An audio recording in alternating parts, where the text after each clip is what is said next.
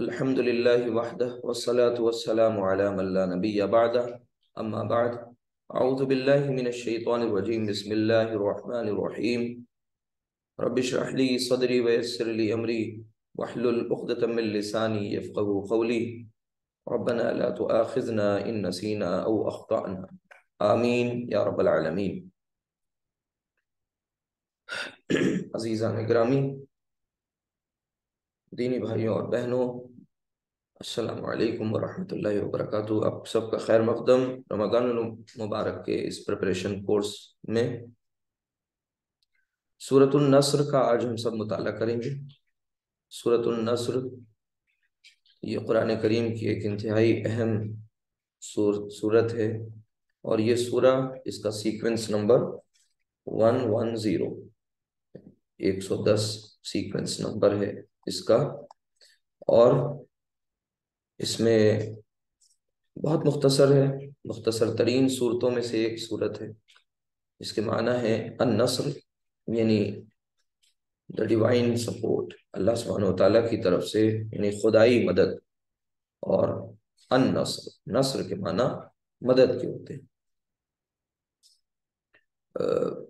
نصر یعنی مدد، النصر the divine support، اللہ سبحانہ و تعالیٰ کی طرف سے، خدا کی طرف سے، معبود حقیقی کی طرف سے جو مدد ہے، وہ مدد اصل میں اس میں اس کا ذکر کیا گیا ہے، اس خصوصی مدد کا، اور پھر اس کے نتیجے میں ہمیں کیا کچھ رویہ ہمارا ہونا چاہیے وہ بھی بتایا گیا ہے۔ تو سب سے پہلے یہاں پر ہم سب دیکھیں گے، جیسا کہ عام طور سے معمول رہا ہے ریگولر کلاسز میں، کہ جو قرآن کریم کے شروع میں ہم سب نے حقوق پڑھے تھے، ایمان و تعظیم، پھر اس کے بعد تلاوت و تجوید یا تلاوت، تو ان دونوں چیزوں کے تعلق سے پہلے قرآن کریم اللہ سبحانہ و تعالیٰ کا کلام ہے۔ یہ وہ کلام ہے جس میں کوئی شک و شبہ نہیں۔ اعوذ باللہ من الشیطان الرجیم، الف لام میم ذالک الکتاب لا ریب فیہ، یہ وہ کتاب ہے جس میں کوئی کجی نہیں، کوئی ٹیڑھ نہیں۔ ہدی للمتقین، یہ اللہ سے خوف رکھنے والوں کے لیے ہدا ہے، گائیڈنس، ٹھیک ہے، الہدا ہے۔ تو قرآن کریم کے ساتھ ہمارا والہانہ جو اس کے ساتھ ہماری عقیدت ہے، وہ عقیدت اقرار باللسان تک نہ ہو، بلکہ تصدیق بالقلب تک، یعنی صرف اور صرف وربل اٹرنس نہ ہو، زبانی کلامی دعویٰ نہ ہو، بلکہ یہ ہمارے قلبی کیفیت کا نتیجے کے طور پر سامنے آئے، یعنی قرآن سے ہماری محبت ایسی ہو، اس پر عقیدہ ایسا ہو جو ہمارے عمل سے نظر آ رہا ہو، عمل میں دکھ رہا ہو، اور وہی ہوگا پھر اسی کو کہا جائے گا کہ یہ تصدیق بالقلب والی کیفیت ہے، یعنی آپ نے دل کی گہرائیوں سے اس بات کی تصدیق کی کہ واقعی کلام اللہ کا ہے، واقعی اس کلام میں کوئی کجی نہیں، کوئی ٹیڑھ نہیں، لیکن ہمارا آپ کا اگر عمل درست نہیں ہوگا، وہ قرآن کی ٹیچنگز کے مطابق نہیں ہوگا، احکام الہی کے مطابق نہیں ہوگا، تو پھر اس کا مطلب یہ ہوگا کہ ہمارا ایمان مہمل، ہمارا ایمان کمزور، ہمارا ایمان ناقص، اور ہمارا ایمان پھر نامکمل۔ تو ظاہر سی بات ہے کہ اللہ تعالیٰ کی طرف سے بڑی وعیدیں ہیں کہ یا ایھا الذین آمنوا آمنوا، ٹھیک ہے، اے ایمان والو ایمان لاؤ۔ تو کس چیز پر ایمان لاؤ؟ ایمان والے خود ایمان والے ہیں، یعنی پورے کا پورے ایمان میں داخل ہو جاؤ۔ دوسری جگہ پہ کہا گیا یا ایھا الذین آمنوا ادخلوا فی السلم کافہ، اے ایمان والو پورے کے پورے ایمان میں داخل ہو جاؤ۔ اللہ سبحانہ و تعالیٰ یہاں گیو، کچھ لے لو کچھ دے لو والی بات نہیں چلے گی، پورا لے لو، یہ پورا کا پورا چھوڑ دو۔ تو یہ جو ہماری آپ کی کیفیات ہیں، ہم اپنی اصلاح کریں۔ قرآن کے تعلق سے ہمارا یہ عقیدہ ہونا چاہیے کہ ہماری زندگی کا کوئی مسئلہ، ہماری زندگی کے سامنے آنے والا کوئی مرحلہ ہو، ہم اس قرآن میں جائیں اور وہاں سے تلاش کریں اس کا حل، اس سے پوچھیں، اپنے مسائل کا حل انشاءاللہ ضرور ملے گا۔ تو سب سے پہلے اس ایمان اور اس تعظیم اور اس عقیدے کے ساتھ اب قرآن کو پڑھنے کا آغاز کرتے ہیں۔ اعوذ باللہ کر لیں، اعوذ باللہ من الشیطان الرجیم، یعنی میں پناہ میں آتا ہوں اللہ کی شیطان مردود کے شر سے۔ یہ زندگیاں گزر جاتی ہیں، ہمارے بہت سے بھائیوں اور بہنوں کو یہ نہیں پتہ ہوتا کہ ہم اعوذ باللہ من الشیطان الرجیم میں کیا کہہ رہے ہیں۔ تو ہم سب اس بات کو پورے یقین کے ساتھ میک شور کریں، انشور کریں کہ ہم اس کا تعوض یعنی اس کا ترجمہ ہم سمجھ رہے ہوں، اور اس کے تقاضوں کو بھی ہم سمجھ رہے ہیں کہ کس بات کی پناہ، کیسی پناہ، یعنی ہم اللہ کی شیلٹر میں آ گئے، اللہ کی پناہ میں آ گئے، شیطان کی چالوں سے بچ کر اللہ کو ہم نے اپنا جو ہے حامی و ناصر مانا ہے، وہ ہمارا حمایت کرنے والا، وہ ہماری مدد کرنے والا، وہ ہمیں راستہ دکھانے والا، وہ ہمیں راہ راست پر لانے والا، یہ سوچ لیں۔ اور جب اس کا نام لے لیا، اس کے نام سے آغاز کر دیا، تو ظاہر سی بات ہے اللہ تعالیٰ ضائع نہیں کرتا کسی انسان کی دعا کو، اگر وہ صدق دل سے دعا کر رہا ہے خلوص کے ساتھ۔ تو تسمیہ بسم اللہ الرحمن الرحیم کے شروع کرتا ہوں، یہ یہاں پر ہڈن ہے۔ اصل گرامر میں کیا ہے، اللہ کے نام سے، اللہ کے نام سے آغاز، اللہ کے نام سے شروعات، کہ کیسا اللہ، کون اللہ، الرحمن الرحیم، جو نہایت مہربان، بہت رحم کرنے والا ہے۔ اب آگے سورۃ النصر اسکرین پر ہے، اس کو دھیان سے اس کی تلاوت کریں گے اس پورے آداب کے ساتھ۔ نماز میں جب پڑھیں اسے یا الگ سے اس کی تلاوت کریں تو تمام جو صورتیں پڑھی ہیں اس سے پہلے، اسی طرح اسے بھی کہ رعایت کریں پراپر طریقے سے، جیسے ہمارے ہر ایک ایپیسوڈ میں کچھ نہ کچھ چیزوں پر فوکس ڈالی گئی ہے، تو یہاں پہ آپ کو کچھ چیزیں میں بتاؤں گا انشاءاللہ۔ جیسے یہاں پر دیکھیے صاد ہے اور یہ سین ہے، تو دونوں کے فرق کو سمجھ لیجئے۔ سین پتلا ہے، سین، صاد، صاد، یہ دھیان میں رہے، ٹھیک ہے۔ اسی طرح ایک چیز ہوتی ہے غنہ، وہ غنہ کریں گے اور اس کو دھیان سے دیکھیں گے۔ تو بسم اللہ الرحمن الرحیم، اذا جاء نصر اللہ والفتح، والفتح، ہا نکالیں گے، ہا، ٹھیک ہے۔ وَرَأَيْتَ النَّاسَ يَدْخُلُونَ فِي دِينِ اللَّهِ أَفْوَاجًا، وَرَأَيْتَ النَّاسَ يَدْخُلُونَ فِي دِينِ اللَّهِ أَفْوَاجًا فَسَبِّحْ فَسَبِّحْ بِحَمْدِ رَبِّكَ وَاسْتَغْفِرْ إِنَّهُ كَانَ تَوَّابًا۔ تو یہ 3 آیات پر مشتمل یہ ایک مختصر سی صورت ہے، لیکن اس میں سیرت النبی صلی اللہ علیہ وسلم کے حوالے سے اہم پیغام ہے اس میں، اور اسی کے تعلق سے پورے دین کا جو ایک مزاج ہے وہ بھی اس میں بیان کر دیا گیا ہے کہ کامیابی اور فتح، کامیابی یا وکٹری یا سکسیس ملنے پر ایک مسلمان کا کیا رویہ ہونا چاہیے۔ ایک تو یہ کہ اس کو اگر ہم اس زمانے کے ساتھ خاص کر کے پڑھیں گے جب یہ نازل ہوئی، میں نے آپ کو یہ بات بتائی ہے قرآن کریم کے تعلق سے کہ جب بھی ہم قرآن کو سمجھنے کی کوشش کرتے ہیں تو اس میں 2 اہم پہلو ہوتے ہیں۔ ایک تو یہ ظاہر سی بات ہے کس کانٹیکسٹ میں نازل ہوا، اس کانٹیکسٹ کے حوالے سے اس کی کیا پس منظر کے تعلق سے اس کے پیچھے جو ہسٹوریکل بیک گراؤنڈ ہے، اس کی تاریخ کیا ہے، کن حالات میں یہ صورت نازل ہوئی، کیا ہدایات لے کر آئی، ایک یہ مرحلہ ہے۔ دوسرا مرحلہ یہ ہے آج کے ہمارے کرنٹ جو ہمارا سینیریو ہے، آج کے اس دور میں ہمیں اس سے کیا ہدایت ملی ہے۔ یہ 2 پہلو ہیں جن کی بنیاد پر ہم قرآن سے استفادہ کرتے ہیں، قرآن سے فائدہ حاصل کرتے ہیں، قرآن سے ہدایت اخذ کرتے ہیں۔ یہ 2 پہلو یاد رکھیں۔ اگر ہم صرف اور صرف اس کو اب ہسٹری تک محدود کر دیں، یعنی اس کے پیچھے کا جو ایک تاریخی پس منظر ہے صرف اگر وہیں تک ہم محدود کر دیں، تو پھر یہ ہمارے لیے آج کے ماحول میں کیسے ذریعہ بنے گا، کس چیز کا؟ ظاہر سی بات ہے کس چیز کا ذریعہ؟ ہدایت کا۔ تو یہ اتنا ہی ہدایت کا سورس تھا الٹیمیٹ اس دور میں بھی قرآن جتنا آج ہے۔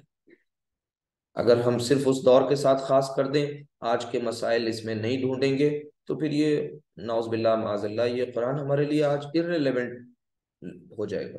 لیکن ایسا نہیں، یہ قرآن اتنا ہی ریلیونٹ آج بھی ہے، اتنا ہی ہمارے لیے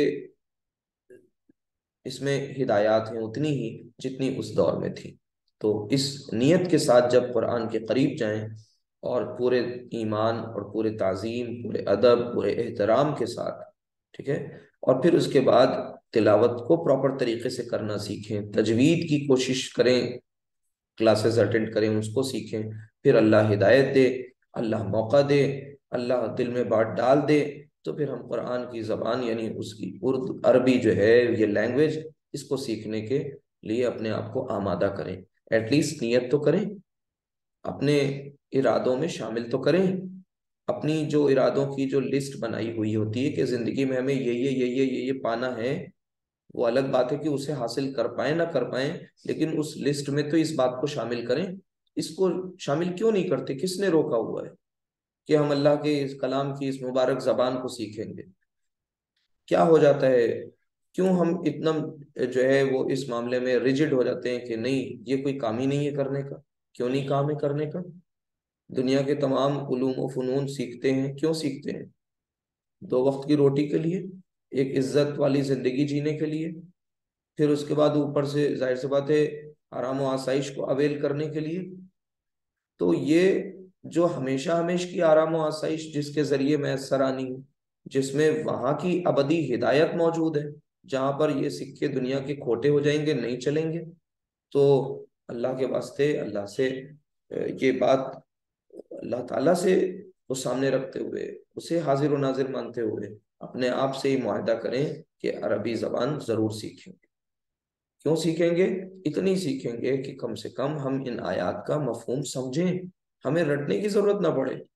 اب غور کریں، آگے انشاءاللہ ہم لوگ اس کے ترجمے کی طرف چلیں گے، ایک بار پھر سے تلاوت کر لیں کہ بسم اللہ الرحمن الرحیم، اذا جاء نصر اللہ والفتح ورأيت الناس يدخلون في دين الله أفواجا فسبح بحمد ربك واستغفر إنه كان توابا۔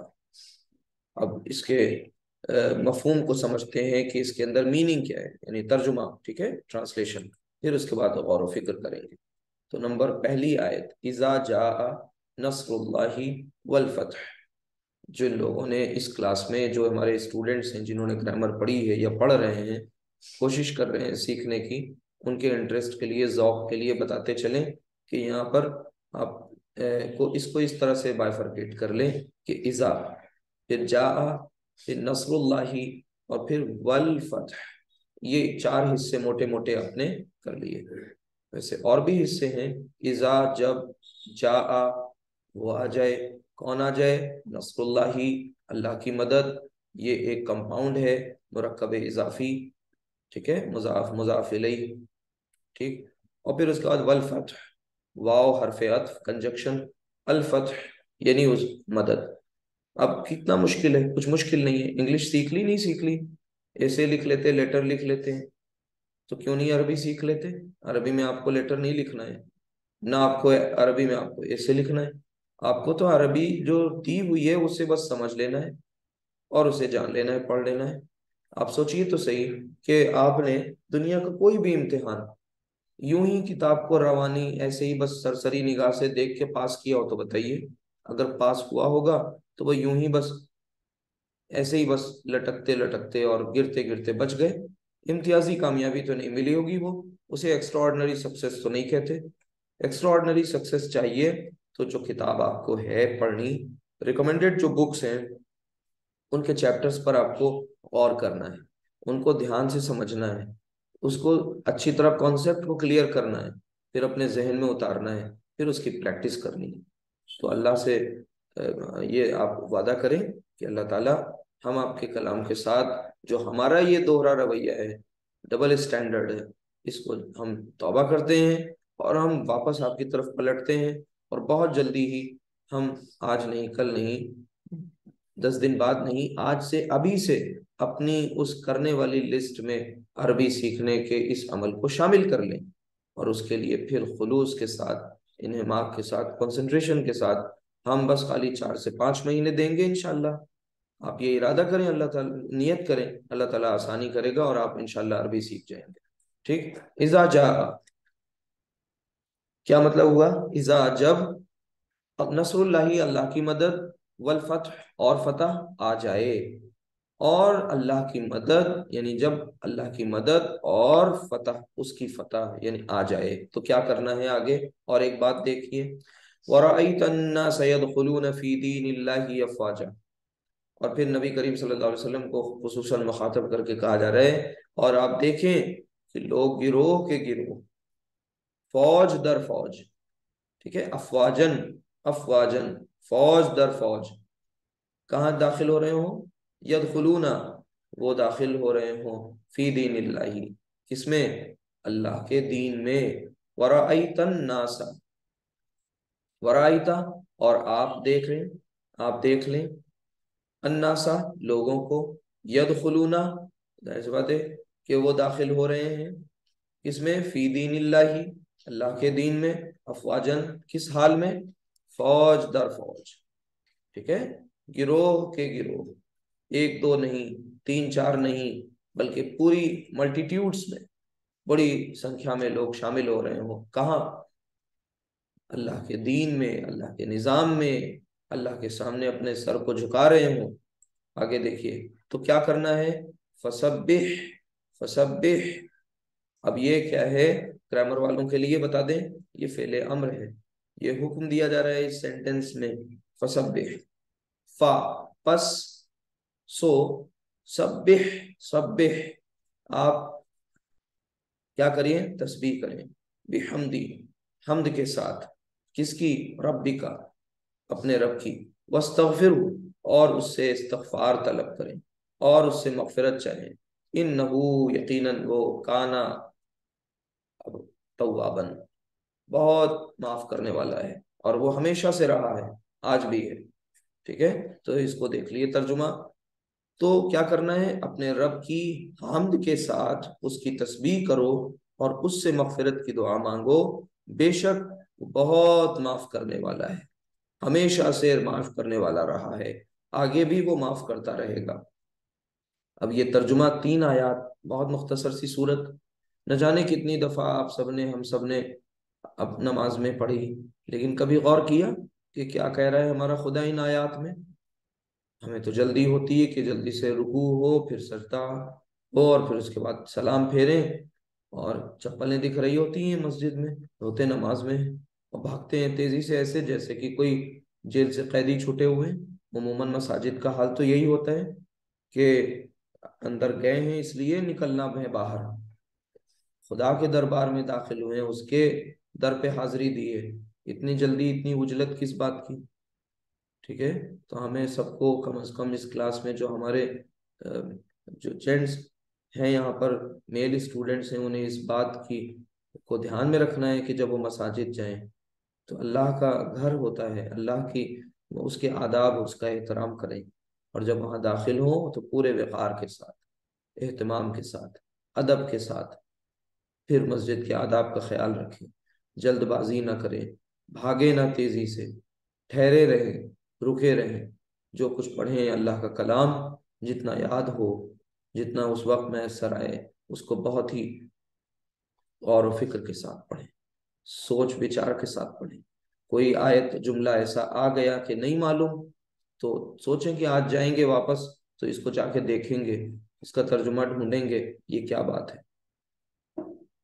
خواتین جو کلاس میں ہیں، فیمیل اسٹوڈنٹس، انہیں چاہیے کہ اگر وہ کہیں کبھی مساجد میں کہیں یا جانا ہوتا ہے تو وہاں پر بھی ان کو ظاہر سی بات ہے ان پروٹوکالز کا فالو کرنا ہے، لیکن اپنے گھروں میں جب وہ نمازیں ادا کر رہی ہیں تو اس میں بھی بہت ہی زیادہ دھیان کے ساتھ، جلد بازی میں نہیں، اللہ کے سامنے کھڑے ہیں، اس کے حضور حاضری دے رہے ہیں، اس کے سامنے اپنے کو بندہ اور اپنے کو بندی مانتے ہوئے عاجزی اور انکساری کے ساتھ کھڑے ہیں، تو یہ کیفیت پیدا ہو، غور و فکر کا ایک مرحل، ایک سامنے موقع ہے، اللہ کے ساتھ زندہ تعلق قائم ہو۔ یہ نہیں کہ نماز میں ابھی گئے اور نہ جانے کس دنیا میں، کس وادی میں کھو گئے، اور پھر نہ رکعتوں کا خیال رہا، نہ یہ بھی خیال رہا کہ پڑھا کیا تھا۔ یہ تو بہت دور کی بات ہے کہ جو پڑھ رہے تھے اس کو سمجھ کے پڑھ رہے ہوں، پھر اس کے بعد رونا روئیں کہ ہمارے حالات خراب ہیں، ہم پر ظلم ڈھائے جا رہے ہیں۔ تو کیوں نہ ڈھائے جائیں ظلم؟ ہم خود اپنے اوپر ظلم کر رہے ہیں، ہم خود اپنی عاقبت خراب کر رہے ہیں، ہم خود اپنی آخرت کو چوپٹ کرے بیٹھے ہیں اور پھر ہم دوسروں کو الزام دیں؟ نہیں، ایسے نہیں چلے گا، غور کرنا پڑے گا۔ تو آج سورت کے تعلق سے یہ بات دھیان سے سمجھیں۔ اب چلتے ہیں اس کے بارے میں کچھ چیزیں سمجھ لیتے ہیں کہ کیا کچھ ہمارے لیے ہدایت ہے اور اس میں کیا کچھ ہسٹوری ہے، اس کا ہسٹری کے ساتھ کیا تعلق ہے، نبی کریم صلی اللہ علیہ وسلم کی بایوگرافی، آپ کی جیونی، آپ کی سیرت کے ساتھ اس کا کیا، اس کا کیا تعلق ہے۔ تو ایک بات بہت اہم ہے، اسے دھیان سے سمجھیے گا کہ اللہ کے نبی صلی اللہ علیہ وسلم کی جو زندگی ہے وہ کم و بیش 63 سالہ زندگی آپ کو اللہ سبحانہ وتعالیٰ نے عطا کری، ٹھیک ہے۔ یہ 63 سالہ جو آپ کی اس دنیا میں زندگی آپ یہاں نے گزاری، اس میں سے 40 سال کی عمر میں آپ کو نبوت ملتی ہے، اور پھر اس کے بعد 13 سال آپ مکے میں رہتے ہیں، اور پھر مکے کے ظلم اور ستم، مکے کی پریشانیاں اور دشواریاں، وہاں پر آپ پر عرصہ حیات تنگ کر دیا جاتا ہے، خود سے نہیں جاتے، اللہ کے حکم کا انتظار کرتے ہیں، اور پھر اس کے بعد جب اللہ کا حکم آتا ہے کہ آپ کو مائیگریٹ کرنا چاہیے، آپ کو ہجرت کرنی چاہیے، اب آپ یہاں نہیں رہیں، وہ بھی مرحلے وار ہوتی ہے، پھر اس کے بعد آپ مدینے کی طرف کوچ کرتے ہیں۔ ظاہر سی بات ہے آپ کے ساتھ غار یار حضرت ابو بکر صدیق رضی اللہ تعالیٰ عنہ ہوتے ہیں، اور پھر آپ مکے کی طرف چلے جاتے ہیں۔ مکے میں آپ 10 سال کا کچھ عرصہ وہاں گزارتے ہیں، اس بیچ بہت سی جنگیں بھی پیش آتی ہیں، غزوہ ہوتے ہیں، مارکے پیش آتے ہیں۔ مکے میں جن لوگوں نے آپ پر یہاں تک کہ عیش تو چھوڑ دیجئے، راحت سکون تو چھوڑ دیجئے، چین سے سانس نہیں لینے دے رہے تھے سکون سے۔ جرم کیا تھا کہ آپ اللہ کی طرف انہیں بلاتے تھے، ایک خدا کی دعوت انہیں دیتے تھے، ایک خدا کی طرف بلاتے تھے، اور ایک خدا کی طرف بلانا یعنی یہ کہنا کہ یہ جو تم ظلم زیادتی کر رہے ہو یہ غلط ہے، اپنی اس روش کو چھوڑ دو اور اللہ کی طرف پلٹ آؤ۔ اس بات کا یقین کر لو کہ یہ دنیا ہمیشہ کی نہیں ہے، تمہیں مرنا ہے، آخرت آنی ہے، دنیا فانی ہے، پھر وہاں جا کے تمہیں حساب دینا ہے۔ میں ہوں وہ نمائندہ جسے اللہ نے چنا ہے تمہیں ہدایت کا راستہ دکھانے کے لیے، لہٰذا مجھے اس کا رسول مان لو۔ یہ کس کا کہنا ہے؟ یہ وقت، رسول وقت کا کہنا ہے، اللہ کا نبی کہہ رہا ہے، اللہ کا رسول کہہ رہا ہے۔ یہ باتیں تھیں جن کی وجہ سے لوگوں نے دشمنیاں کر دی۔ دشمنی کا یہ عالم تھا کہ آپ کو پتہ ہے وہ دور جب 3 سال کے لیے شیب ابی طالب جیسی ایک وادی میں ایک قید کر دیا گیا تھا چند لوگ جو ایمان لائے تھے، جس میں بچے، جس میں ضعیف، جس میں خواتین، جس میں معصوم بچے بھی تھے، اور اللہ کے نبی صلی اللہ علیہ وسلم ان سب کے ساتھ 3 سال تک شیب ابی طالب کی قید میں محصور رہے، اور 3 سال کا بڑا عرصہ گزارا وہاں پر آس پاس راشن لے جانا منع، وہاں پر آس پاس کوئی پانی نہ پہنچا دے تو پہرے لگے ہوتے تھے، لوگوں کو جانے نہیں دیا جاتا تھا۔ اب یہ تمام کی تمام باتیں، یہ تمام کے تمام مصائب کیوں برداشت کیے؟ پھر اسی طرح یہ جو 3 سال کی جیل ہے نا، اس 3 سال کی جیل کے علاوہ ایک اور مرحلہ، جب آپ صلی اللہ علیہ وسلم دیکھتے ہیں کہ مکے میں کچھ کامیابی نہیں مل رہی ہے تو آپ صلی اللہ علیہ وسلم تھوڑی دور طائف کی طرف سفر کرتے ہیں کہ وہاں کی آب و ہوا اچھی ہے، وہاں کے ہو سکتا ہے لوگ اچھے ہوں، ان کا مزاج اچھا ہو سکتا ہے یہ مکہ کے ناہنجار انسیویلائزڈ لوگ نہیں مان رہے ہیں تو کوئی بات نہیں، ہو سکتا ہے وہاں کے لوگ مان جائیں، بات سمجھ لیں پیغام کو۔ لیکن وہ تو جب وہاں پہنچتے ہیں آپ کو وہ واقعہ پتہ ہوگا کہ وہاں جا کر کے تو اور حالات خراب ہوتے ہیں، اور اللہ کے نبی صلی اللہ علیہ وسلم کو وہ اتنا زیادہ پریشان کرتے ہیں، فزیکلی بھی، مینٹلی آپ کو اتنا، آپ کو ہیرس کرتے ہیں، آپ کو اذیتیں پہنچاتے ہیں، جسمانی طور پر بھی، ذہنی طور پر بھی، اوباش لڑکوں کو پیچھے لگا دیتے ہیں، وہ آپ پر پتھر چلاتے ہیں، سنگباری کرتے ہیں، آپ کے پیروں کو جو ہے اتنا زیادہ آپ پر حملہ ہوتا ہے کہ آپ کی جوتیاں، نعلین مبارک خون سے تر ہو جاتی ہیں۔ پتھر کھا کے جب آپ صلی اللہ علیہ وسلم ایک جگہ پر جاتے ہیں اور تھوڑا سا ٹھہر جاتے ہیں، وہاں پر بہت کچھ میں نہیں بتا رہا ہوں، مختصراً یہ کہ اللہ سبحانہ وتعالیٰ کی رحمت جوش میں آتی ہے اپنے نبی کو اس قدر اذیت میں دیکھ کر کے۔ اللہ تعالیٰ اپنے فرشتے کو بھیجتا ہے اور وہ فرشتے وہاں آ کر پوچھتے ہیں کہ اللہ کے نبی، آپ کے اوپر یہ سارا ظلم اور یہ سارا ستم جو ہو رہا ہے اسے اللہ دیکھ رہا ہے اور اس نے بھیجا ہے، اس کے حکم سے ہم یہاں آئے۔ آپ بتائیے کہ اگر آپ کا حکم ہو تو یہ جو طائف کے دونوں طرف پہاڑیاں ہیں انہیں ملا دیا جائے، اور یہ یہاں کی جو یہ لوگ ہیں جنہوں نے آپ کو پریشان کیا ہے، ستایا ہے، اذیتیں پہنچائی ہیں، ان کو پیس دیں، یہ سرما بن جائے، ان کو چٹنی بنا دیں۔ لیکن نہیں، کیا کہتے ہیں رحمت للعالمین صلی اللہ علیہ وسلم؟ آج ہماری گاڑی میں پیچھے سے کوئی ٹھوکر مار دے تو ہم کیا کریں گے؟ اتر اتر کے پہلے 10 صلواتیں سنائیں گے اس کو اور چراغپا ہو جائیں گے، چہرے کو لال کر لیں گے غصے سے۔ کون ہے؟ رسول کے امتی، رسول کے ماننے والے، ان کے نام لیوا، ان کے عاشق، اور ان کا کردار وہ تھا، ہمارا کردار یہ۔ اللہ کی طرف سے ڈیزگنیٹڈ، اللہ کی طرف سے طے شدہ آتا ہے فرشتہ، ساری اتھارٹی اس کے پاس ہے اس پرٹیکولر کام کی، صرف ایک حرف بولنا ہے، سر ہلانا ہے، اس کی دیری ہے۔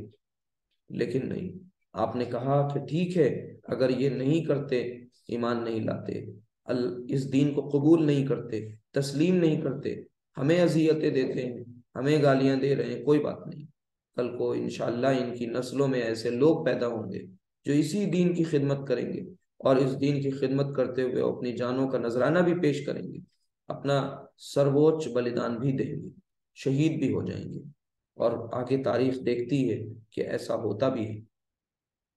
تو پھر آپ دیکھیے یہ طائف کا سفر دیکھیے، پھر یہ بھی دیکھیے شیب ابی طالب کا جو یہ محاصرہ دیکھیے، اس کے علاوہ جو وہاں پر مظالم ہوئے وہ بھی کسی سے ڈھکے چھپے نہیں ہیں مکے میں۔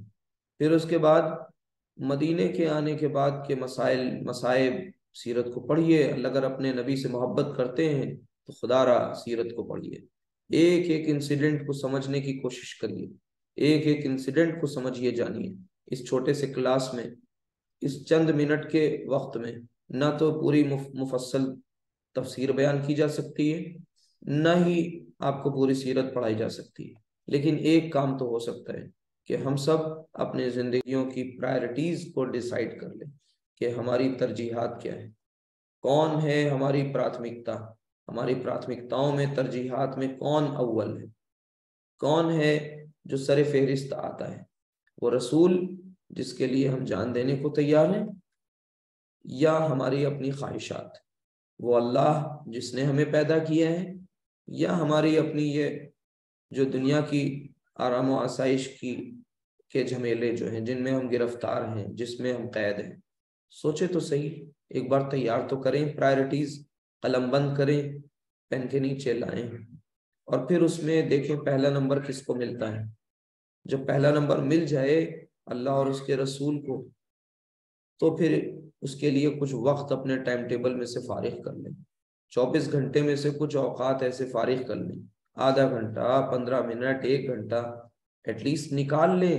اس دوران کچھ نہیں کرنا، اپنے اللہ کے لیے، اپنے رسول کے لیے، جنہوں نے اپنی جانیں گنوائیں، جنہوں نے قربانیاں دی، آخری وقت تک کے ڈٹے رہے، ثابت قدم رہے۔ کون؟ پروانہ وار رسول اکرم صلی اللہ علیہ وسلم کے اصحاب، آپ کے اہل بیت، آپ کے اہل بیت اطہار، آپ کے اصحاب، ازواج۔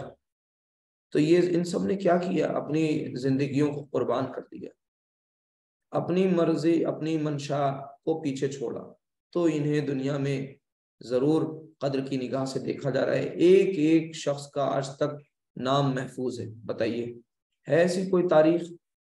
اور اس کا نام، کردار، بایوگرافی، ساری چیزیں محفوظ ہو گئی۔ وہ ہیں ریئل ہیروز، وہ ہیں ہمارے لیے آدرش، آئیڈیل۔ ان کو سامنے رکھیں، ان کی زندگیوں کو سامنے رکھیں۔ اب اس پوری جو میں اتنی دیر سے آپ سے بات کر رہا ہوں، اس پورے پس منظر کو سامنے رکھیے۔ اس کے بعد ایک مرحلہ وہ بھی آتا ہے کہ آپ کو فتح ملتی ہے، آپ کو وکٹری ملتی ہے، آپ کو اللہ سبحانہ وتعالیٰ فتح یاب کرتا ہے۔ کس اعتبار سے؟ ظاہر سی بات ہے کہ جس مکہ سے نکالے گئے اسی مکہ میں اللہ سبحانہ وتعالیٰ پھر داخل کراتا ہے. یعنی یہ مکہ ہے مکرمہ. اب ظاہر سی بات ہے اس مکہ مکرمہ سے جو ہے آپ کو جانا پڑ گیا. یہ آپ کی پیدائش ہوئی ہے, آپ کا وطن ہے. اب کہاں گئے؟ مدینہ طیبہ. اس دوران کتنے اسفار ہوئے, کتنے سفر ہوئے, کتنے ریلوکیشنز ہوئے, کہاں کہاں گئے, کیا کیا ہوا, یہ سب کچھ آپ کے سامنے ہے. یہاں کے 13 سال, یہاں کے 10 سال, اس سے پہلے کی 40 سالہ زندگی, بے داغ زندگی, بے لاگ و لپیٹ زندگی لوگوں کے سامنے موجود ہے. لیکن لوگوں نے نہیں مانا. بہت کم مٹھی بھر لوگ آتے ہیں, تسلیم کرتے ہیں, ورنہ اکثریت جو ہوتی وہ انکار کر دیتی. پھر اس کے بعد یہاں سے نکال دیے جاتے ہیں. جہاں آپ کے آبا و اجداد ہیں, جہاں آپ کا وطن ہے, جہاں پہ آپ نے اپنی زندگی کا اتنا بڑا عرصہ گزارا, وہاں سے آپ کو مجبور کر دیتے ہیں جانے کے لیے. پھر مدینہ پہنچتے ہیں. وہاں سے پھر اللہ سبحانہ وتعالیٰ وہ حالات پیدا کرتا ہے قربانیوں کے نتیجے میں. پھر ایک وہ وقت بھی آتا ہے کہ جب فتح حاصل ہوتی ہے, اور وہ فتح مبین ہوتی. ظاہر سی بات ہے سیرت میں آپ جب پڑھیں گے مدینہ کے دور میں بہت سی چیزیں, تو آپ کو یہ بھی پتہ چلے گا. ایک صلح ہوئی تھی جس کا نام تھا صلح حدیبیہ. وہ صلح بہت دب کر کے کی گئی تھی, بہت دب کر کے, پیچھے ہٹ کر کے کی گئی تھی. مسلمان اس وقت قوت میں تھے, طاقت میں تھے, لیکن اللہ سبحانہ وتعالیٰ کے حبیب صلی اللہ علیہ وسلم نے نہایت حکیمانہ انداز میں اور نہایت اپنی فراست کا مظاہرہ کرتے ہوئے آپ نے اپنے انٹلیکٹ وزڈم کے تحت وہاں پر کیا کیا؟ دب کر, پیچھے ہٹ کر صلح کر لی. ٹریٹی آف حدیبیہ فیمس ہے, پڑھیے. یہ میں صرف آپ کو اس سیرت کے چیپٹرز بتا رہا ہوں, سیرت نہیں بتا رہا ہوں, تو آپ کو ذوق پیدا ہو. آپ پڑھیں انشاءاللہ. جب پڑھیں گے تو ذہن کھلے گا. قرآن اور سیرت یاد رکھیے, آپ کے اپنے 24 گھنٹے میں 2 پیریڈز ایسے ہونے چاہیے, 30 منٹس کے ہی کیوں نہ ہو. 4 آیات پڑھیے, 1 صفحہ سیرت کا پڑھیے. چاہے ایک وقت کھانا نہ کھائیے, چاہے ایک وقت ناشتہ نہ کریے, یہ اتنا ضروری عمل ہے. کیوں؟ ہم جانتے ہی نہیں ہیں کہ ہم ہیں کون, ہم پہچانتے ہی نہیں ہیں خود کو. تو یہ جب مدینے کی طرف سے آپ نے دیکھا کہ صلح ہوتی, اس کے بعد پھر کچھ ہی عرصے کے بعد بالکل ایک دم اللہ سبحانہ وتعالیٰ بالکل واضح وکٹری آپ کو دے دیتا ہے. فتح مکہ کو وہ بھی پیش آتا ہے مرحلہ کہ آپ جو ہیں داخل ہوتے ہیں مکے میں, اور پھر کوئی بدلہ نہیں. جنہوں نے ظلم کیا ان سب کو معاف کر دیتے, جو اس دن یہ کہتے ہیں الیوم یوم الملحم, آج تو خون بہانے کا دن ہے, بدلہ لینے کا دن ہے. تو آپ فرماتے ہیں الیوم یوم الرحمہ مرحمہ, آج تو رحمت کا دن ہے, آج رحمت عام ہے. لا تثریب علیکم الیوم وانتم الطلقاء, آج تم سب آزاد ہو, آج تمہاری پر کوئی ملامت نہیں. یہ وہ کردار نبوی ہے جس پر داغ پڑ رہے ہیں, جس پر چیٹیں آ رہی ہیں, جس کے کردار کو داغدار بنایا جا رہا ہے. کس کی وجہ سے؟ ہماری کردار کی وجہ سے, آپ کے کردار کی وجہ سے. مسلمانوں کے بالعموم کیریکٹر جو ہے ان کا, اس کی وجہ سے ہمارے رسول کا کردار دامن داغدار ہو رہا ہے. کیا اس داغ کو چھڑانے کی کچھ کوشش ہم نہیں کریں گے, یا یوں ہی جا کر کے پہنچ جائیں گے؟ پچھلے میں آپ نے یہ سورت پڑھی تھی, سورت الکوثر, اس میں وہ حدیث آپ کے سامنے پیش کی گئی تھی جب حوض کوثر پہ نبی کریم صلی اللہ علیہ وسلم کے سامنے ہم سب کو پہنچنا ہوگا, کون سا منہ لے کے جائیں گے, کیسے سامنا ہوگا؟ اور کچھ لوگ تو وہاں تک پہنچیں گے بھی, اور ان کے اور رسول صلی اللہ علیہ وسلم کے درمیان دیوار حائل کر دی جائے گی, اور پھر کہا جائے گا یہ وہ لوگ ہیں جو نئی چیزیں ایجاد کیا کرتے تھے, آپ کو نہیں معلوم, ہٹا دیا جائے گا سامنے سے. سوچئے, تیار ہیں اس منظر کے لیے؟ نہیں ہے تو ابھی تیاری کر لیجئے, ابھی وقت ہے, فرصت ہے, اس کے بعد نہیں ملے گی. ٹھیک ہے, تو یہ تو بات پوری ایک خلاصہ آ گیا. اس پس منظر کو دھیان میں رکھیے. اس کے بعد کیا ملتی ہے؟ وکٹری. اب یہ جو یہاں پر 2 باتیں کہی گئی ہیں, دھیان سے پیچھے دیکھ لیجئے پھر سے ایک بار, اس کو غور کریے. یہاں پر کہا گیا ہے جب آ جائے کیا؟ اللہ کی مدد اور اس کی فتح. اللہ کی مدد کے بارے میں پوچھا جاتا تھا کیا کہ کب آئے گی اللہ کی مدد؟ متى نصر اللہ؟ تو آتا تھا, فرمایا اللہ تعالیٰ نے قرآن میں الا ان نصر اللہ قریب، آگاہ ہو جاؤ اللہ کی مدد بہت قریب ہے۔ ٹھیک ہے، تو اللہ کی مدد ان سب کو چاہیے تھی جو مظلومین تھے، جو محصورین تھے، جنہیں اپنے حصار میں، اپنے قید میں انہوں نے رکھا ہوا تھا۔ ٹھیک ہے، اسی طرح سے اللہ کی فتح، الفتح، دا واضح، بالکل کلیئر وکٹری، حق اور باطل کے درمیان بالکل واضح دیوار کھڑی کر دینا، دودھ کا دودھ، پانی کا پانی بالکل الگ کر دینا۔ تو یہاں پر اللہ کی مدد بھی آئی، اس کی فتح بھی آئی۔ اب یہاں پر اس کی مدد سے مراد کوئی ایک مدد نہیں، اس کی فتح سے مراد کوئی ایک فتح نہیں، بہت سی فتوحات دی اللہ نے، عطا کی، بہت سی فتوحات آگے بھی اسلام کے حصے میں آئیں گی اور آنے والے ایام میں بھی آئیں گی۔ تو کیا ہم ان کا حصہ بننا چاہتے ہیں؟ اور یہ ویسے ہی آئیں گی جیسے رسول کا کردار ہے، رسول کی سیرت کا جو منہج ہے، یعنی ہمیں اپنا وہ اعلیٰ کردار پیش کرنا ہوگا قوم کے سامنے، ہمیں وہ اعلیٰ کردار اور کیریکٹر بنانا ہوگا اپنا، کہ لوگ ہمارے کردار کی قسمیں کھائیں، وہ خوشبوئیں ہمارے کردار سے باہر آئیں۔ عطر کی شیشی جو ہوتی ہے وہ کتنی ہی زیادہ سیل پیک ہو، اس کی خوشبو سے پورا کمرہ معطر ہو جاتا ہے، چاہے وہ کتنا ہی پیک کیوں نہیں۔ تو آپ کا کردار، ہم سب کا کردار ایسے ہی ہونا چاہیے۔ تو یہ جو الفتح ہے، اس سے مراد کوئی ایک فتح نہیں، یہ فتوحات کا سلسلہ تھا۔ اور ایک اہم بات یہاں سمجھ لیجئے کہ رسول کی زندگی میں اللہ سبحانہ وتعالیٰ کی یہ سنت ہے، کہ سنت الہی ہے کہ رسول کی دعوت کے نتیجے میں ایک دور آتا ہے جب اتمام حجت ہو جاتی ہے، جب اتمام حجت ہو جاتی ہے، اللہ تعالیٰ کی طرف سے، رسول کی طرف سے پیغام پوری طرح سے پہنچا دیا جاتا ہے، فائنل کال بالکل ہو چکی ہوتی ہے، تو اس کے بعد اب اللہ تعالیٰ کی طرف سے بالکل واضح کھلا ان کے لیے ایک عذاب کی سی شکل ہوتی ہے ان لوگوں کے لیے جو رسول کا انکار کرتے ہیں۔ اور یہ ہمیشہ سے ہوتا رہا ہے، یعنی رسول اپنے کو پورا کھپا دیتے ہیں، اپنی توانائیاں صرف کر دیتے ہیں، پھر الٹیمیٹلی اللہ سبحانہ وتعالیٰ کی طرف سے واضح وہ فیصلے آتے ہیں کہ جن کی بنیاد پر جو لوگ انکار کرنے والے ہیں ان کا خاتمہ ہو جاتا ہے، اللہ کی طرف سے اس کا انتظام ہوتا ہے۔ یہاں پر ایک بات کو اور سمجھ لیجئے کہ اللہ کی مدد اور اس کی نصرت جب آئے تو مسلمان کا کردار کیا ہونا چاہیے۔ اور یہ بھی دیکھیے کہ یہاں پر یہ مدد اور نصرت اس قوم میں بھی آ رہی ہے کہ پہلے 2-2 3-3 1-1 2-2 لوگ خفیہ طور پہ کوئی ایمان لا رہا ہے، 2-2 3-3 لا رہے ہیں ٹکڑیوں میں۔ اب آگے کیا فرمایا کہ وَرَأَيْتَ النَّاسَ يَدْخُلُونَ فِي دِينِ اللَّهِ أَفْوَاجًا، اللہ کے دین میں داخل ہو رہے ہیں افواجن، یعنی فوج در فوج، گروہ در گروہ، ٹھیک ہے، ملٹیٹیوڈز میں داخل ہو گئے۔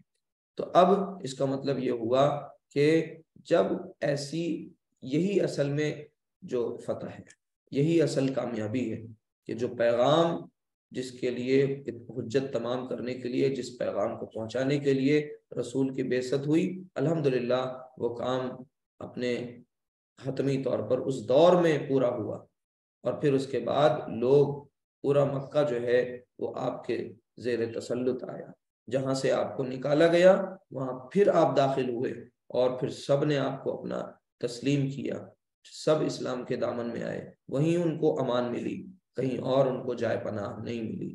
تو یہ پھر اس کے بعد اب اصل جو آخری آیت ہے، اس میں ہم سب کے لیے جو بڑا پیغام ہے اہم، وہ کیا ہے کہ جب کامیابی، فتح و نصرت آئے تو دیکھیے نبی کو یہ تعلیم دی جا رہی ہے، اور نبی کے حوالے سے، رسول کے حوالے سے ہم سب کو یہ تعلیم دی جا رہی ہے کہ فسبح، یہ فعل امر ہے، پس تم، حکم دیا جا رہا ہے تسبیح بیان کرو۔ کیا کرو؟ تسبیح بیان کرو۔ اب تسبیح کس چیز کی بیان کرو، اور حمد کس کا کرو؟ اپنے رب کا، اپنے رب کی تسبیح، اپنے رب کا حمد، واستغفرہ، اور اس سے بخشش طلب کرو، انہ کان توابا، یقیناً وہ ہمیشہ سے معاف کرنے والا ہی رہا ہے۔ تو یہاں پر ایک چیز یہ دیکھ لیجئے کہ تسبیح سے کیا مراد ہے اور حمد سے کیا مراد ہے، ان دونوں باتوں کو سمجھ لیجئے تاکہ ہم سب اس چیز کو سمجھیں کہ دنیا میں جب ہمیں کامیابی ملے تو ہمارا رویہ کیا ہونا چاہیے، تسبیح اور حمد۔ اب یہاں پر دھیان سے دیکھیے گا، حمد سے مراد تعریف اور شکر دونوں چیزیں ہوتی ہیں. یہ بات اچھی طرح یاد رکھ لیجیے. دیکھیے عموماً ہوتا ایسا ہے کہ ہم ضروری نہیں ہے دنیا میں جس کی تعریف کر رہے ہوں اس کا شکر بھی ادا کریں، اور یہ بھی ضروری نہیں ہے جس کا شکر کر رہے ہوں اس کی تعریف بھی کریں. لیکن اللہ سبحانہ و تعالی حقیقی تعریف، سب تعریف نہیں، حقیقی تعریف تو ہر ایک کی ہوتی ہے جو اچھا کام کرتا ہے، تعریف تو ہر ایک مخلوق کی ہے، ٹھیک ہے. لیکن حقیقی تعریف کا جو حقیقی مالک ہے وہ اللہ سبحانہ و تعالی ہے، وہ اس کا مستحق ہے، وہ اسے سزاوار ہے، وہ ساری چیزیں. کون؟ حقیقی تعریف. تو حقیقی تعریف الحمد، تبھی ہم کہتے ہیں الحمدللہ رب العالمین. اچھا اس میں شکر بھی آ گیا. شکر کس بات کا؟ یعنی شکر اس بات کا جو کفر کی نفی کرے، یعنی کفر کا انکار. اب کفر کا انکار کیا ہے؟ کفر ہے ہی ہے انکار. تو جب آپ نے شکر کیا تو ایک طریقے سے کفر کو نیگیٹ کر دیا. اور کفر کیا چیز ہوتی ہے؟ اللہ کی نعمتوں کو ایکنالج نہ کرنا، اللہ کی نعمتوں کو جو ہے اس کا شکریہ ادا کرنے کے بجائے ان نعمتوں کو اپنی کمائی ہوئی چیزیں سمجھنے لگ جانا، جبکہ وہ نعمتیں جو اللہ نے ہمیں دی ہیں وہ دراصل اس کی دی ہوئی امانت ہے، اور اس امانت کا جو ہے ہمیں اس میں خیانت نہیں کرنی. تسبیح سے مراد یہ ہے کہ اللہ سبحانہ تعالیٰ کی پاکی بیان کرنا، کہ ہر عیب سے، ہر نقص سے، ہر کمی سے، ہر چیز میں، کسی بھی چیز سے جو بھی انسانی احتیاجات، ضروریات ہوتی ہیں ان سب سے وہ پاک ہے، منزہ ہے، بالکل بالکل پاک ہے. یہ پاکی بیان کرنا تسبیح کا مطلب یہ ہوتا ہے. اب آپ بتائیے کہ کیا تسبیح جو ہم انگلیوں پہ پڑھتے ہیں یا وہ تسبیح جو ہم ہاتھوں میں لے کر کے پڑھ رہے ہوتے ہیں دانوں والی، اب اس میں ہم سبحان اللہ کہیں، الحمدللہ کہیں، اللہ اکبر کہیں. اللہ اکبر کیا ہے؟ وہ تکبیر ہے، وہ تیسری چیز ہو گئی، وہ تکبیر ہے. تکبیر رب پچھلے اذان والے لیکچر میں اس پہ بات ہو چکی ہے. تکبیر رب اللہ کی بڑائی بیان کرنا، اللہ کی کبریائی بیان کرنا. تسبیح یعنی اس کی پاکی بیان کرنا. اب ہم ہاتھ میں تسبیح لے کے کہیں اللہ اکبر، سبحان اللہ، الحمدللہ، خوب تیز تیز منہ چلے اور سارے کام ہمارے جو ہیں وہ ایسے ہوں جن سے یہ نظر آئے کہ نعوذ باللہ معاذ اللہ ہم اللہ کی تعریف نہ کر رہے ہوں، ہم دوسروں کی تعریف کرنے میں لگے ہوں. ہم دوسروں کے لیے جو اللہ کو، دوسرے کو جو دوسرے کی صفات ہیں انہیں اللہ کے ساتھ خاص کر دیں، اللہ کی صفات کو دوسروں کے ساتھ خاص کرنے لگ جائیں. جو چیز ہمیں اللہ سے مانگنی ہو، جو چیز ہمیں اللہ سے چاہنی ہو، وہ ہم دوسرے سے بھی مانگ رہے ہیں اور ہاتھ میں تسبیح بھی چل رہی ہے. اللہ کے حکموں کو بھی ہم کو پامال کر رہے ہیں، کچل رہے ہیں، اور ساتھ ہی ساتھ ہم تسبیح بھی پڑھتے جا رہے ہیں. ٹھیک ہے، ہاتھ میں تسبیح ہے اور پانی کا گلاس ہے. ٹھیک ہے، اور وہ پانی کا گلاس جو ہے صاحب وہ والا گلاس ہے جو دودھ میں پانی ملانے کے بعد بچا ہوا ہے. اب دودھ میں تو پانی ملا دیا، اب اس کے بعد جو پانی بچا اس کو بیٹھ کے پی رہے ہیں کہ بیٹھ کے پینا سنت ہے، اور دودھ میں پانی ملانا جو ہے وہ جیسے کہ کوئی جائز اور مباح عمل ہے. تو یہ جو ہم نے اپنے پسند کی چیزوں کو اختیار کیا ہوا ہے نا، اس سے بہت بچنے کی ضرورت ہے. ایک چیز بہت اہم ہے، اسے دھیان سے سمجھ لیجئے، جس کو کہا جاتا ہے لیکنگ بکٹ. لیکنگ بکٹ یعنی ایسی بالٹی جو جس میں سوراخ ہو. تو اب جس بالٹی میں سوراخ ہو اس میں اگر آپ پانی بھر رہے ہوں تو کیا ہوگا؟ وہ سوراخ سے پانی نیچے گرتا رہے گا. جب سوراخ سے پانی نیچے گر رہا ہوگا تو بالٹی میں نہیں آئے گا، یا اس کوانٹٹی میں نہیں آئے گا جس میں آپ چاہ رہے ہیں. تو ہمارے ایسے اعمال نہیں ہونے چاہیے کہ ایک طرف ہم اعمال نیکیاں کما رہے ہیں، دوسری طرف سے ضائع کر رہے ہیں. یعنی معلوم یہ ہونا چاہیے کہ ہم مقصد سمجھ رہے ہوں کہ آخر یہ تسبیح کا مطلب کیا ہے، یہ حمد کا مطلب کیا ہے، یہ تکبیر کا مطلب کیا ہے. پھر اس کے بعد جو اس میں کہا گیا تھا فسبح بحمد ربک، اپنے رب کی تسبیح بیان کرو، اس کی اور اس کی حمد کرو. ٹھیک ہے، آگے واستغفر، اور اس سے بخشش چاہو، اس سے استغفار کرو. کس چیز کی بخشش؟ یہی جو ہم اپنے اوپر ظلم کر رہے ہیں، زیادتی کر رہے ہیں. اب وہ استغفار پڑھتے رہنے سے استغفر اللہ، ندامت بھی ہو، شرمندگی بھی ہو، نادم بھی ہو اپنے گناہوں پر، صرف زبان پہ چڑھ جائے کوئی کلمہ اور بے ساختہ نکل پڑے بغیر شعور کے، اس سے جو ہے اس کو غور کریے، ایک بار ٹھنڈے دماغ سے سوچئے، ادروائز کیا ہوگا، لاشعوری میں بس یوں ہی ہم غلطیاں کرتے رہیں گے اور وہ ہمارے شعور پہ ایسا جا کے جم جائیں گی کہ پھر جان بوجھ کر کے بھی غلطیاں ہوتی رہیں گی اور ہمیں اس کا ذرا بھی گمان نہیں ہوگا اور ہم سوچ نہیں پائیں گے۔ تو واستغفر، اللہ سے کا استغفار بھی کریں۔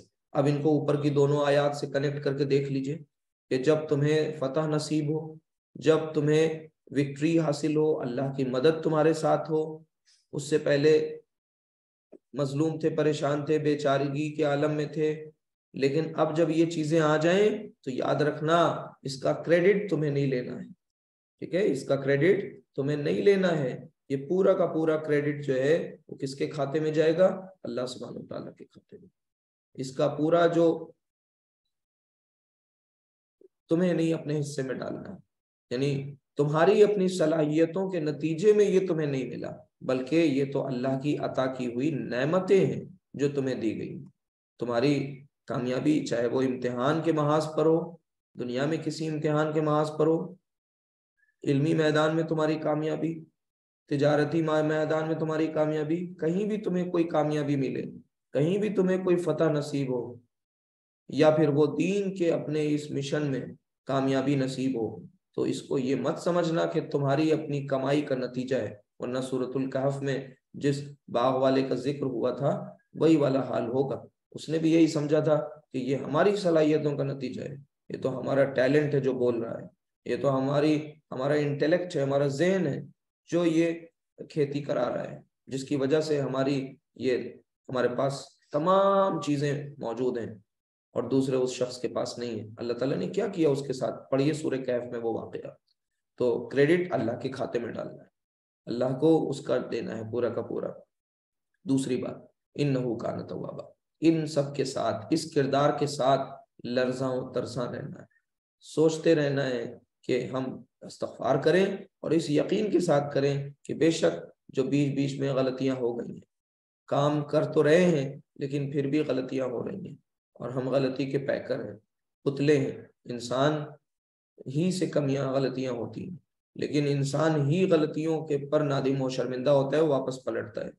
ابلیس سے غلطی ہوئی تو وہ پلٹا نہیں، وہ پھر اس پہ ڈٹ گیا، ہٹ دھرمی کی۔ تو آدمی کی یہ شناخت ہے کہ آدمی جو ہے وہ واپس پلٹتا ہے۔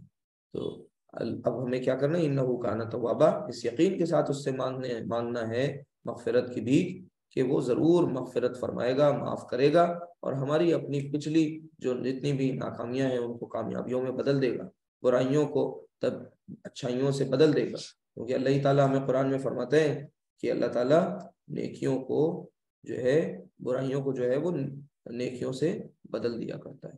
برائیاں جو ہوتی ہیں ان کو نیکیاں مٹا دیتی ہیں، لیکن یقین کے ساتھ ہو، پہلے عقیدہ درست ہو، ایمان ہو۔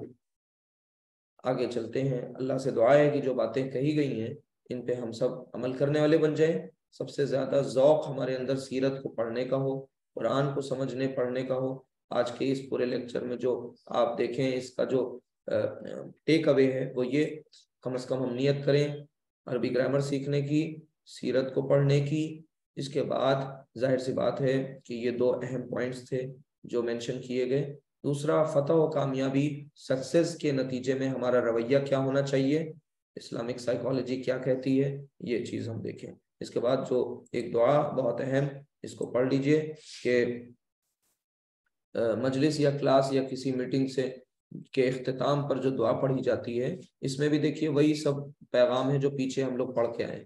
کیا ہے؟ پہلے الفاظ پہ غور کریے، سبحانک اللہم و بحمدک، سبحانک کہ پاک ہے تو، کون؟ اللہم اے اللہ، و بحمدک اور سب تعریف تو بس تیری ہی ہے، حقیقی تعریف تو بس تیری ہی ہے، اشہد ان لا الہ الا انت، میں گواہی دیتا ہوں کہ تیرے سوا کوئی معبود نہیں، ٹھیک ہے، استغفرک، دیکھیے جی پیچھے کی جو صورت ہے وہی ساری چیزیں اس دعا میں بھی بتا دی گئی، استغفرک کہ میں تجھ سے مغفرت چاہتا ہوں، میں تجھ سے بخشش کی بھیک مانگتا ہوں اے میرے خدا، واتوب الیک اور تیری طرف میں رجوع کرتا ہوں، تیری طرف میں پلٹتا ہوں، ٹھیک ہے۔ تیرے ہی دامنے امام میں آتا ہوں. جو کہیں جہاں میں اما ملی وہ کہاں ملی؟ ظاہر سی بات ہے وہ اللہ کے ہی ہمیں شیلٹر میں، چھاؤں میں ہمیں امان ملے گی، باقی کہیں ہمیں جائے پناہ نہیں ملے گی. انسان ہمیشہ پریشان ہی رہے گا، بھٹکتا ہی رہے گا اگر وہ اپنے خالق کو بھول جائے، اپنے پالنے والے کو بھول جائے. کوئی بچہ اپنے والدین کو بھول کر کے کہاں خوش رہ سکتا ہے؟ غصے میں نکل جائے گھر سے، کہاں اس کو امان ملے گی؟ نہیں. تو وہ تو ہزاروں ماؤں سے زیادہ چاہنے والا اور اس سے بڑھ کر کے محبت کرنے والا. ٹھیک ہے، تو وہ تو بس انتظار میں ہے کہ ہم مغفرت کی بھیک مانگے تو صحیح. تو ان ساری نشستوں کا حاصل یہی ہے کہ کم از کم ہماری زندگی میں جو ڈیفارمیٹیز ہیں نا وہ صحیح ہو جائیں، اور پھر ہم جو ہماری زندگی میں خرافاتیں ہیں وہ ختم ہو جائیں، اور اچھا سا وائرس جو اینٹی وائرس کچھ اپلوڈ کر لیا جائے، اپڈیٹ کر لیا جائے، سارے وائرس سے بچا جا سکے. اپنا کنیکشن قرآن سے اسٹرانگ کریے. قرآن پاور ہاؤس ہے.